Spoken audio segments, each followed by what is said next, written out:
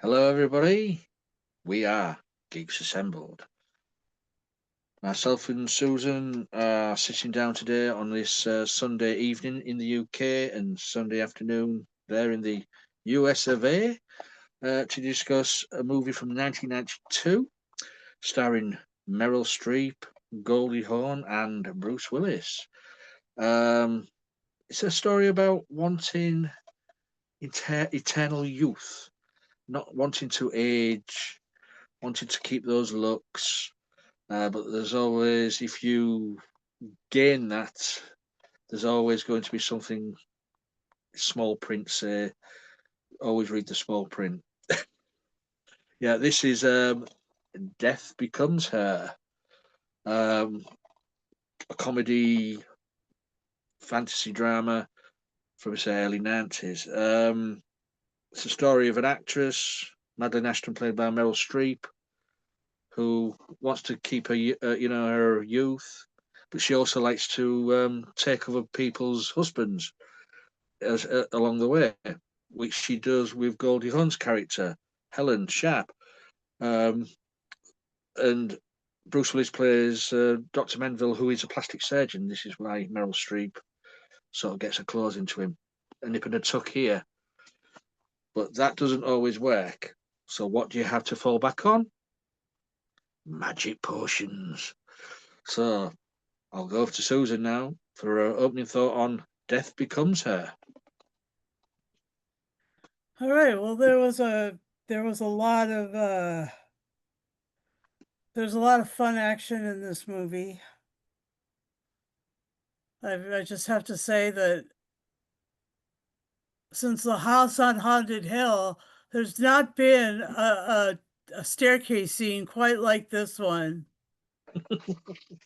I mean, really, really great staircase scene. Holy smokes! And then there was the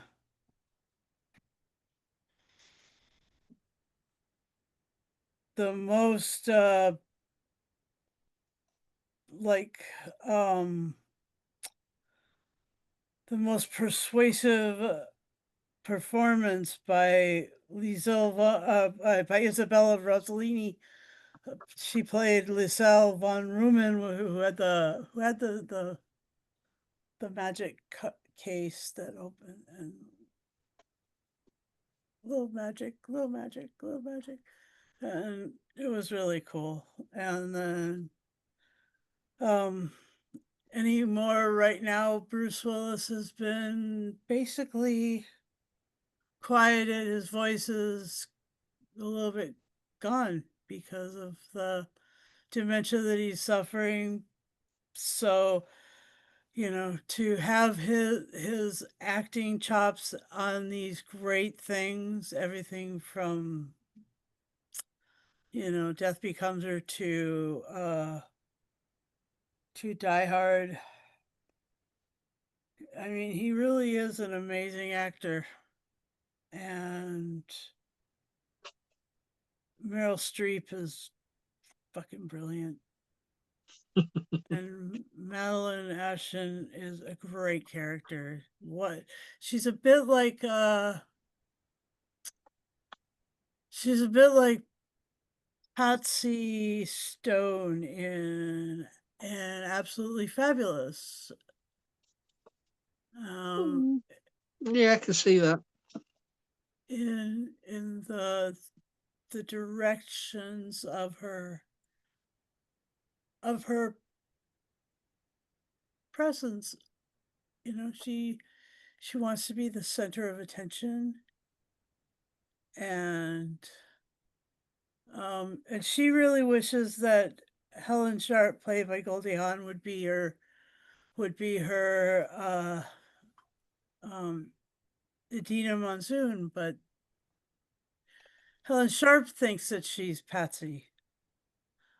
So I mean, like the problem is in this film is that there are two people who think that they're like the gorgeous, tall, skinny, and then you know in the middle you see the character put on a lot of weight and put on a lot of um angst.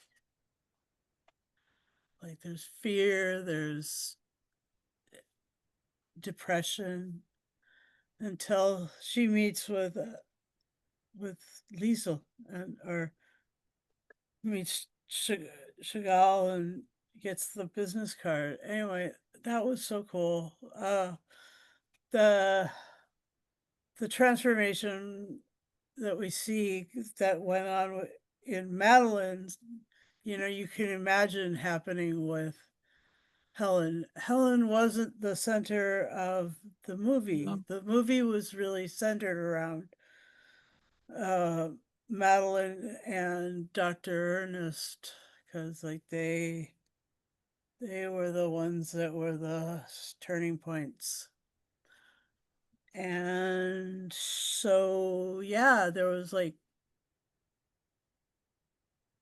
a shotgun scene that was out of control completely. And then but I actually am gonna like slow down because I know I've done my opening thoughts. I'm going into some of the next part of our podcast. Lee, what are your opening thoughts? I'm so sorry. Um, yeah, this movie, say it was 1992, was one of the Hmm. first to use computer generated effects. Um, it was, and it's the effects are slightly dated, but you can allow for that because you're watching a comedy, so you're not watching like a science fiction movie where you think, "Oh, these effects are a bit naff." These is a comedy, so you go with it on there. But yeah, yeah, good effects for its time. Yeah. Um, yeah, as you said, mentioned Goldie Hawn's character goes well after Dr. Menville marries Madeline. She sort of has a breakdown, goes into a mental institution. So she's absolutely huge, pals weight on. And then all of a sudden, next time you see her, she's beautiful and slim. She's wrote a novel. She's got great success, but she's out for revenge, and Yeah. she's in the ear of Doctor Manville. Let's kill Madeline. But unbeknownst to Doctor Menville, unbeknownst to the viewers at this point in the movie, we don't know that Helen has already been to see Liesel and had the potion as well. No. That sort of came at you from like oh. But left field, whoa, yeah. But yeah, so we've got two strong women who want to stay young forever and have both sort of sold the souls to the devil sort of thing by drinking this potion. And the only thing is, yeah, you'll stay young forever, you'll live forever, but be careful because you can damage the body. And of course, as you say, the stair scene with I somehow falling down slept the really stairs, heavy, and I breaking the didn't neck, realize I legs, had something in my eye gunshot that wasn't supposed to be there. wounds. So Um, so the bodies are falling to pieces. I don't know. I guess Uh, I accidentally put a the way they pillow in my eye. I'm come not together sure. over that and thinking, right, we need Dr. Menville to stick around So, to keep them together, the and body then together, last because he's a week plastic surgeon, somebody he knows you how to remember do about the things. bag thing, so I guess I was But you don't want stressed any of out it. and I didn't realize I was So, sleeping. but It seems like it things. is a good movie in that way. It's not a laugh out loud movie. It's very subtle.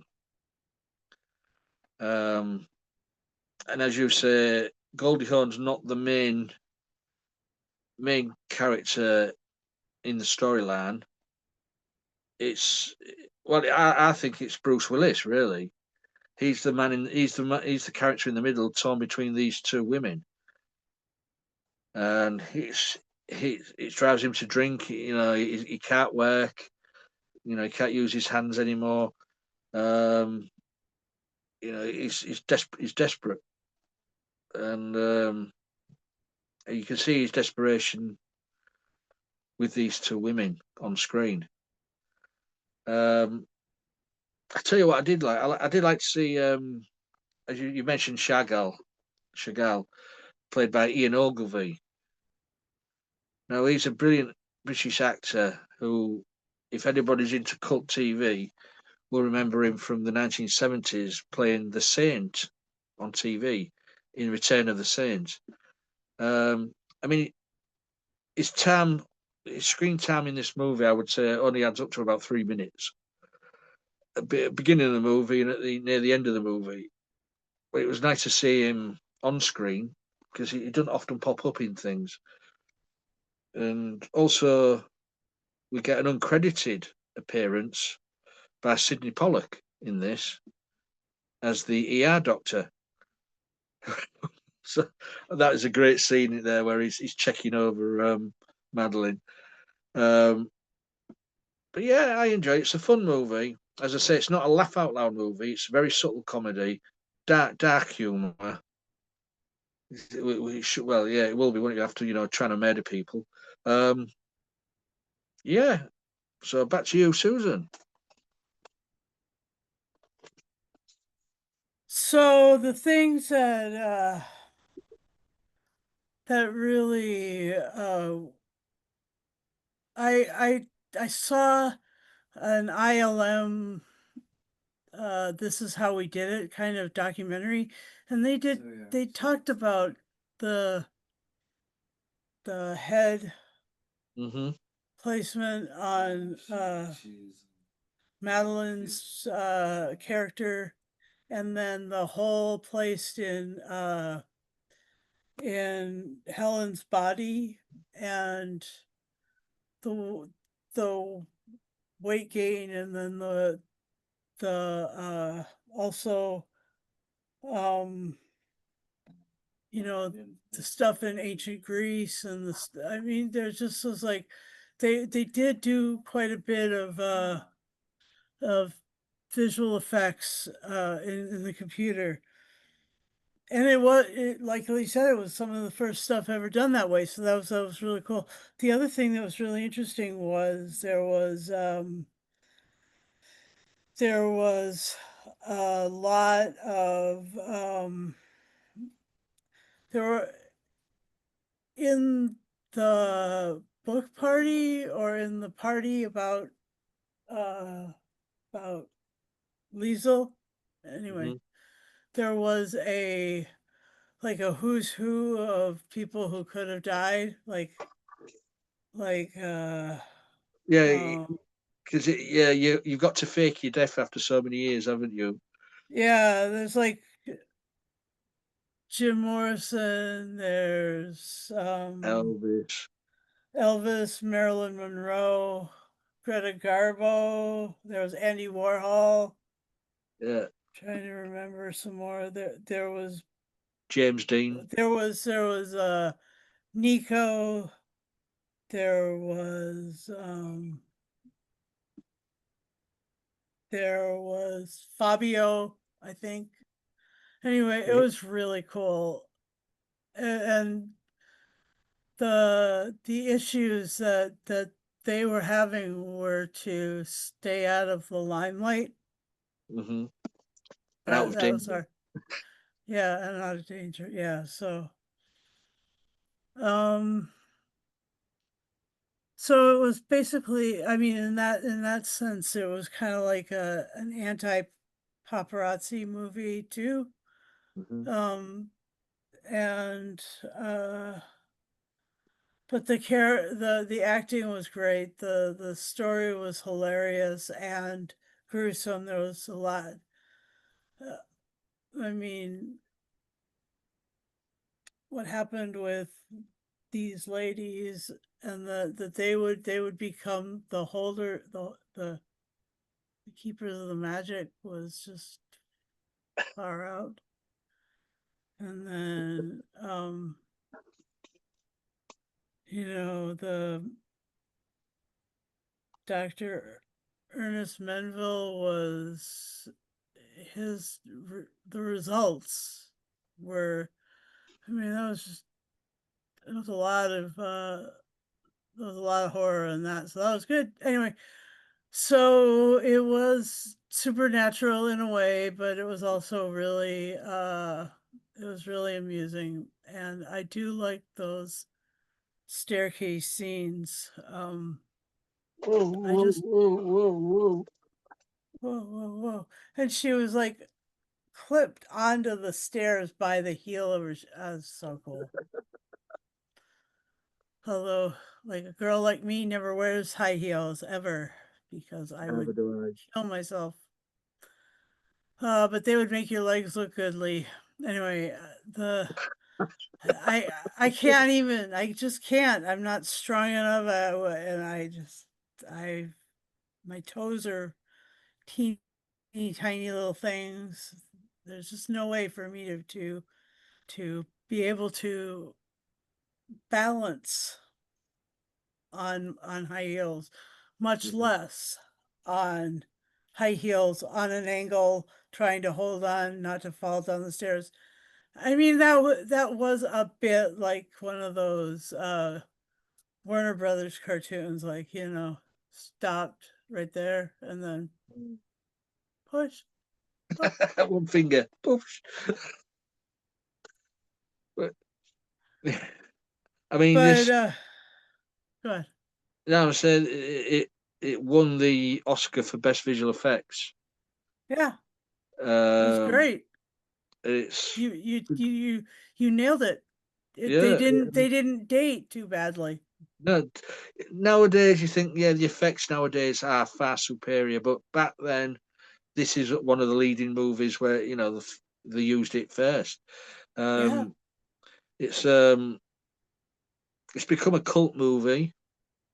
Apparently, what it says down here in the gay community, I don't know Hmm. why. I didn't don't know why really. I Hmm. thought this movie was for everybody really, Hmm. but it's strange. And it's had a successful Broadway musical made from the movie. Mm-hmm. Yeah. So it has been a successful project. What is it, 55 million dollars budget, and box office was 149 million. Hmm. So Triple. Good job. yeah, so it was a success. Um, as you said, you mentioned Fabio. Fabio was in it, but I think he played Liesel's bodyguard. No, no, he was one of the ones in the party, wasn't he? It says here Fabio played Liesel's bodyguard. Okay. Okay. Okay. I don't know. You don't, It was hard to see, and that's also fun. Is that if there are people who are trying to, if there are people who are trying to, who are playing characters, yeah. and there are characters who are playing people, and you're not sure which way one is. And there's Deborah Jo Rupp in this also from that '70s show. And every time you look up, let me see if I was right about that. I may, What Deborah Jo Rupp? yes, Yes, she's in it. Yeah. yeah, she, like she, all right. Like, as someone who really loves Caroline Ford as Susan Foreman, if you look up Susan Foreman on Google or on some of the other image sites, you come up with more pictures of Deborah Jo Rupp than you ever would have imagined because she plays a woman named Foreman. And so I Um, really, you just end up going rats. So that's just rats. Yeah. So anyway, yeah, that's true. Kitty I Foreman. mean, for me though, one of the one of the funny scenes was with Pollock as the doctor examining Madeline. This doesn't hurt, and he's pushing her hand back. This doesn't Uh-huh. hurt. No, no, no. And then he's listening for a heartbeat, and there's nothing. And then And then he goes, I'll need a second opinion. He goes out there and has a heart attack. He can't believe that he's got a sort of a living corpse in his surgery. Hmm. But yeah, it's a fun movie, a dark comedy. That's what they call it, isn't it? It is really dark. I mean, like, yeah, it's I mean, the ending as well for me. There's no way was they going to get back from that. Where right. where they fall down the steps at the funeral parlor.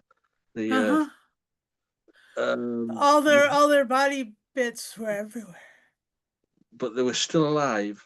There's no way could they get put back together again. So they'll have been swept up by a dust cart or something.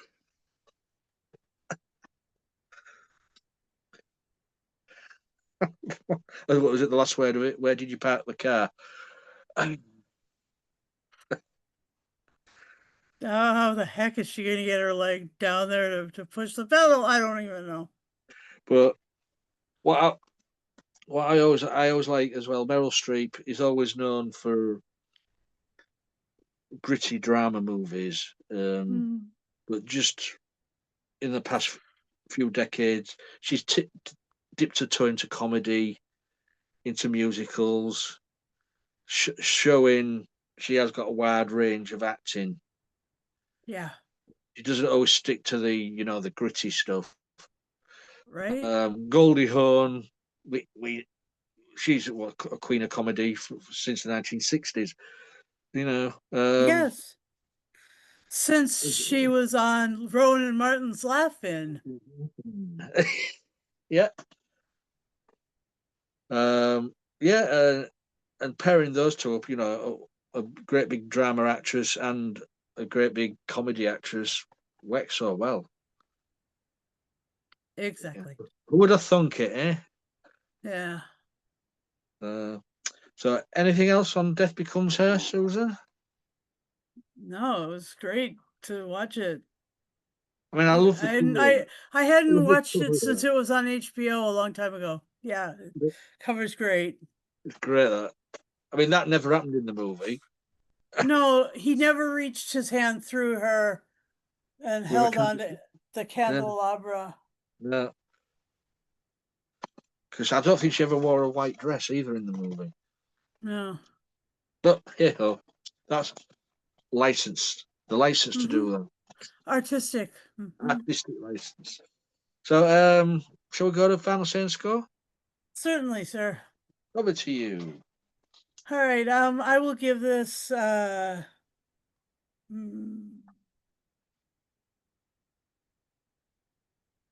give this 9 glowing bottles of magic potion out of 10. It was great. It was fun to see it after a number of years. Like, what was it? 25, 30 years. I think I saw it on HBO when it was back when I had HBO for a while. It was released in '92 in the theaters. Right.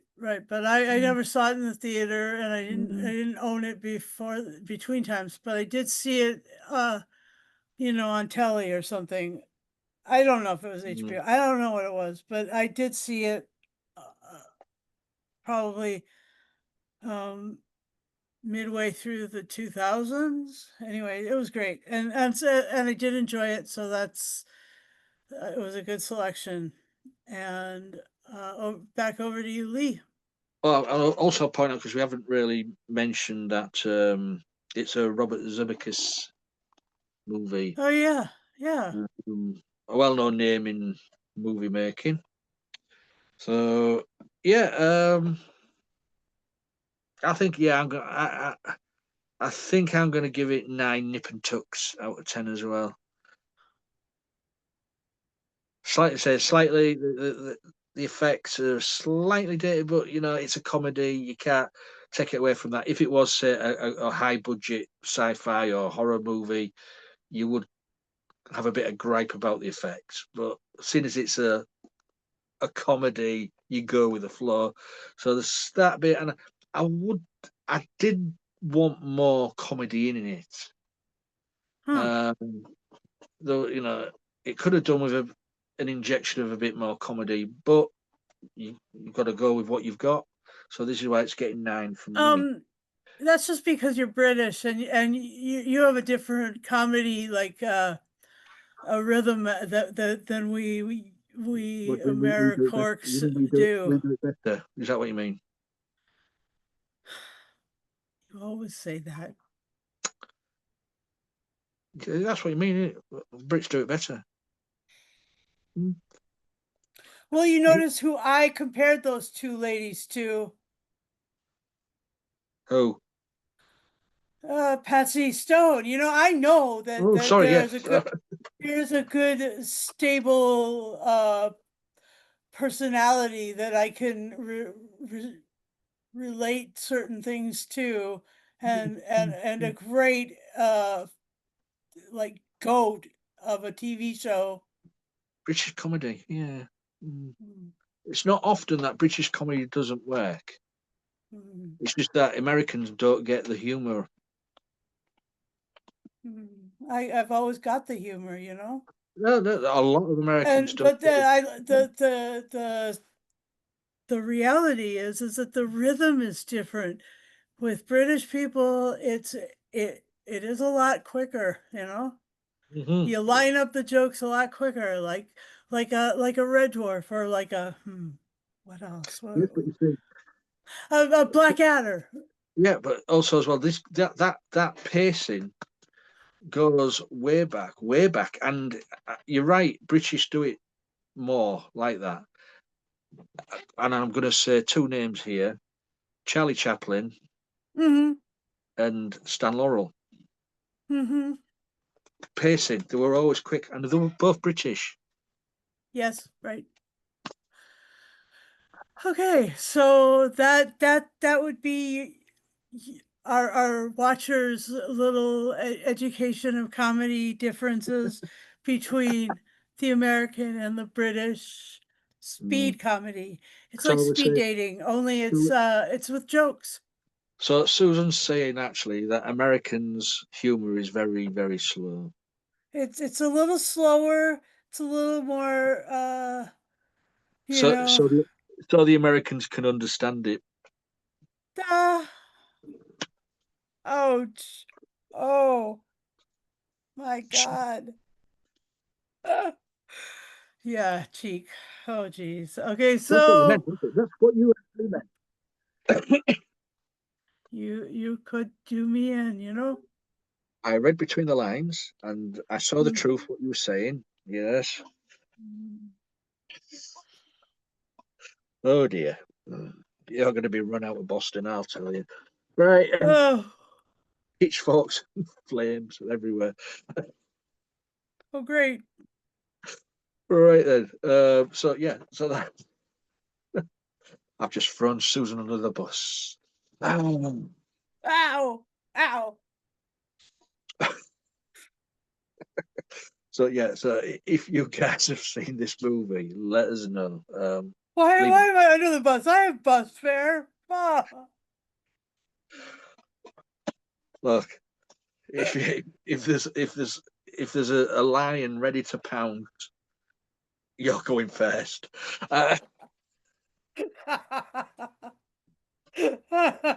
Oh my God. It's called self-preservation. Yeah. Yeah, I Anyway, see. yeah. So if you have seen this movie, please leave a message below on this video. You'll find it all over social media because I share it all over the place. And as well, if you'd like to join us, leave a message on any of our videos, what you find.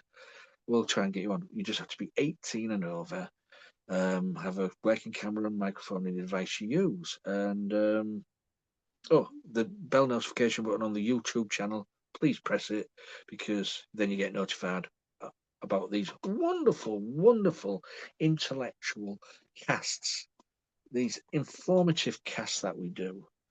You know, and also the ones where Susan really sides with the British and she doesn't show allegiances to America at all. you know, she's just if she could, she'd up sticks and come across to the UK. But that's after we've got her from under the bus. So Get me out from under the bus. dear me, and I don't know where this line came from. I don't know. But, so yeah, until next time, guys. Please be safe and beware of those buses. Bye for now.